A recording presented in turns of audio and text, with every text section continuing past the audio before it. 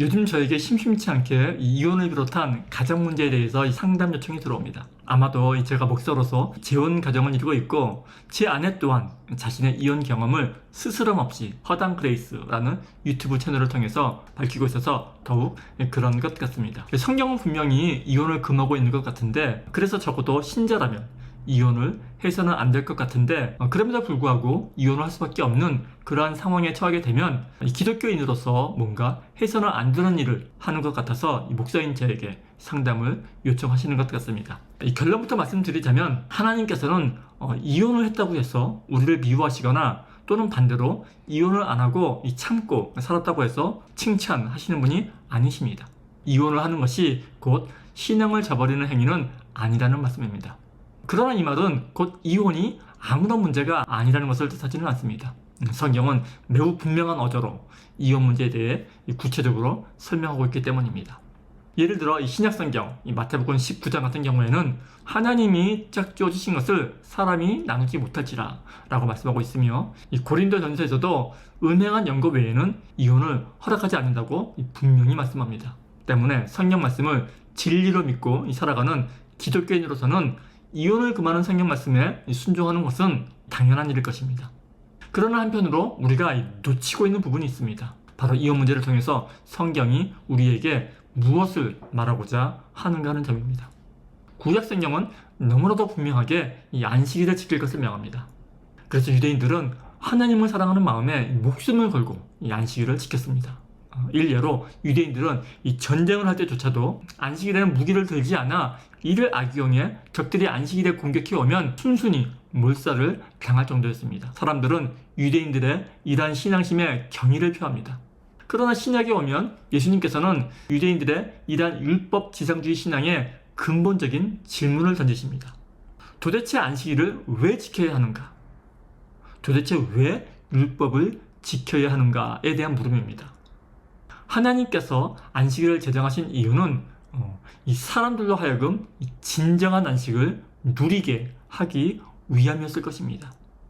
그러나 후대로 내려오면서 점차로 화석처럼 율법으로 굳어진 안식일은 이 사람들로 하여금 진정한 안식을 누리게 하기보다는 단지 자신의 구원과 신앙심을 확인받기 위한 도구로서, 혹은 이 안식일을 지키는 사람과 지키지 않는 사람을 구분하는 이 척도로서 역할을 하게 됩니다. 그리하여 이 안식일을 어긴 사람은 하나님의 계명을 따르지 않는 사람이므로 정죄받아 마땅한 사람이 되어버리곤 맙니다.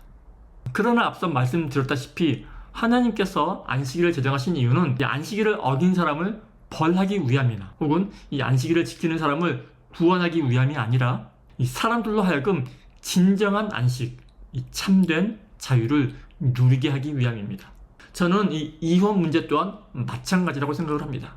무조건 이혼을 죄악시 여기고 이혼한 사람을 정죄하기보다는 성경이 이혼을 금하고 있는 그 근본적인 이유가 무엇인지 한 번쯤 생각해 보아야 합니다. 성경이 이혼을 금하는 이유는 명백합니다. 당시 이혼은 여성들에게는 치명적이었기 때문입니다. 이 당시의 이혼은 지금처럼 남자와 여자가 평등한 상태에서 하는 것이 아니었습니다. 사회적 강자인 남자가 일방적으로 이 사회적 약자인 여자에게 행했던 것이 바로 이 당시의 이혼이었습니다. 이 여성들의 경제활동이 전혀 보장되지 않았던 당시에는 이혼으로 버림받은 여자는 이 커다란 곤경에 처하게 됩니다. 그럼에도 불구하고 이 경제력이 있는 남자들은 자신의 욕구에 따라서 얼마든지 이 아내를 버릴 수 있었기 때문에 모세마저도 이혼을 하려거든 이혼 증서를 만들어 주도록 해서 무분별한 이혼에 제동을 걸었던 것입니다. 성경은 늘 이 사회적 약자를 보호할 것을 강조하는데, 당시의 대표적인 사회적 약자는 언제나 고아와 과부 그리고 이 나그네로 표현이 됩니다. 그리고 이 과부나 고아는 주로 이 전쟁이나 이혼 등으로 발생하는 것이니 성경이 이혼을 금지하는 것은 어찌 보면 당연한 처사였을 것입니다. 그러나 오늘날의 상황은 당시와는 여러모로 다릅니다. 오늘날에는 이혼을 했다고 해서 옛날처럼 여자들이 위험에 처하거나 생계를 위협받지는 않습니다. 오히려 함부로 자기 마음대로 이혼을 할 수 없을 뿐더러 이혼을 하더라도 남자와 여자가 법에 따라서 평등하게 권리를 나누어 가집니다. 여자라고 손해를 보는 것이 아니라 오히려 약자가 더욱 이 보호를 받도록 법이 집행이 됩니다.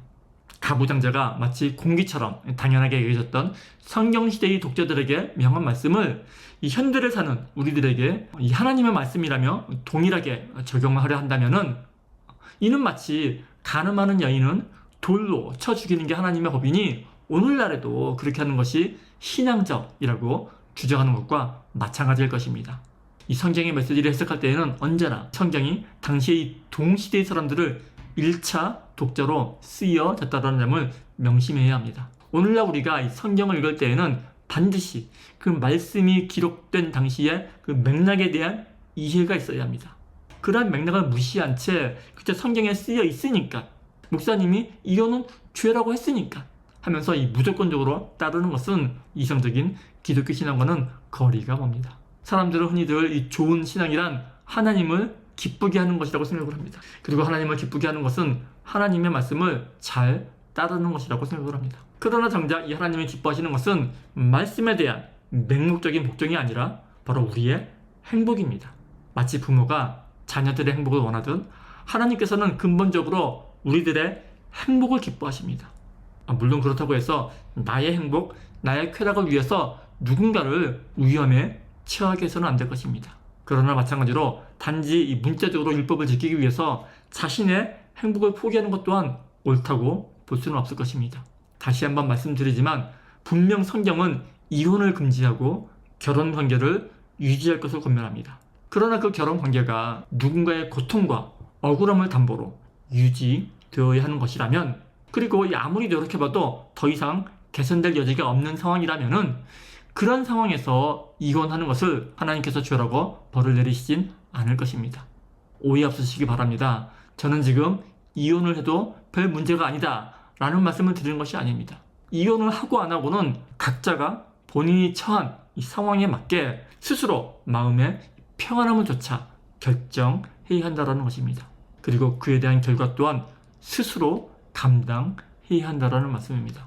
하나님께서 우리에게 허락하신 자유는 스스로 선택하고 그 선택에 대해서 스스로 감당하고 책임을 지는 그러한 자유를 말하는 것이지, 자신이 하고 싶은 것을 다 하고 그 책임을 하나님께 떠맡기는 그런 것이 아니기 때문입니다.